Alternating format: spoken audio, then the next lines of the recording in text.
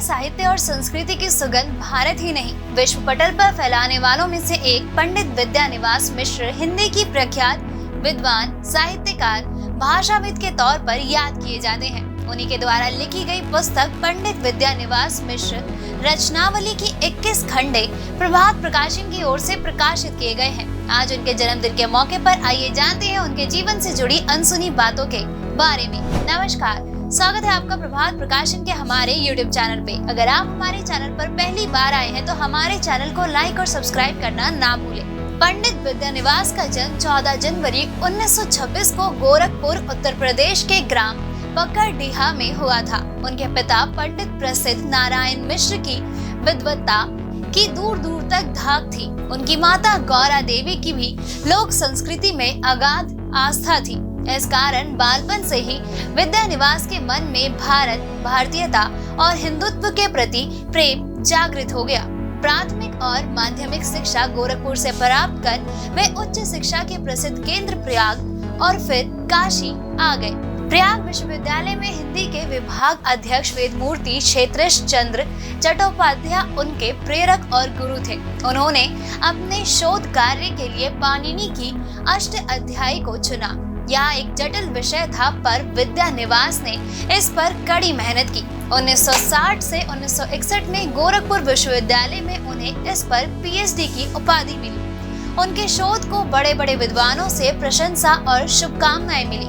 1942 में राधिका देवी से विवाह के बाद उन्होंने अध्यापन कार्य को अपनी आजीविका का आधार बनाया। इसका प्रारंभ गोरखपुर से हुआ, जो आगे चलकर अमेरिका के कैलिफोर्निया और फिर वॉशिंगटन विश्वविद्यालय तक पहुंचा। विद्यानिवास का व्यक्तित्व बहुआयामी था। उन्होंने स्वयं को केवल अध्यापन तक ही सीमित नहीं रखा। 10 साल तक वे आकाशवाणी, मध्य प्रदेश और उत्तर प्रदेश के सूचना विभाग में भी कार्यरत रहे। प्रसार भारती के सदस्य के नाते भी उनका योगदान उल्लेखनीय रहा। लेखन के क्षेत्र में उन्होंने प्राय सभी विधाओं में काम किया है। उनका मानना था कि साहित्य और संस्कृति में कोई भेद नहीं है। अपने अनुभव से तब कर जब साहित्य का सृजन होगा तभी उनमें सच्चे जीवन मूल्यों की सुगंध आएगी। लेखन में उनका प्रिय विषय ललित निबंध था। उनकी मान्यता थी कि हृदय में उतरे बिना ललित निबंध नहीं लिखा जा सकता।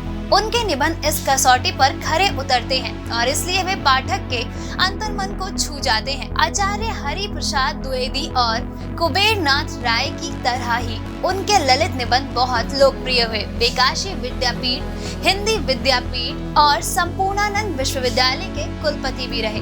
हिंदी के लिए उनके सेवाओं को देखते हुए साल 2003 में राष्ट्रपति ने उन्हें राज्यसभा का सदस्य मनोनीत किया था।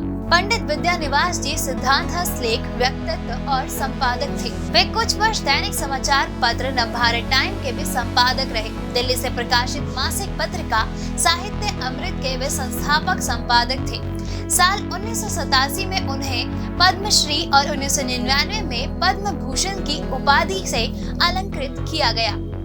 इसके अतिरिक्त उन्हें साहित्य अकादमिक सम्मान्य, व्यास सम्मान्य, शंकर सम्मान्य, भारत भारती और सरस्वती सम्मान भी प्राप्त हुआ।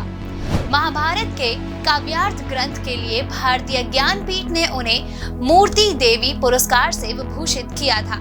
साहित्य शिरोमणि पंडित विद्यानिवास मिश्र का 14 फरवरी 2005 को एक कार दुर्घटना में दुखद निधन हो गया।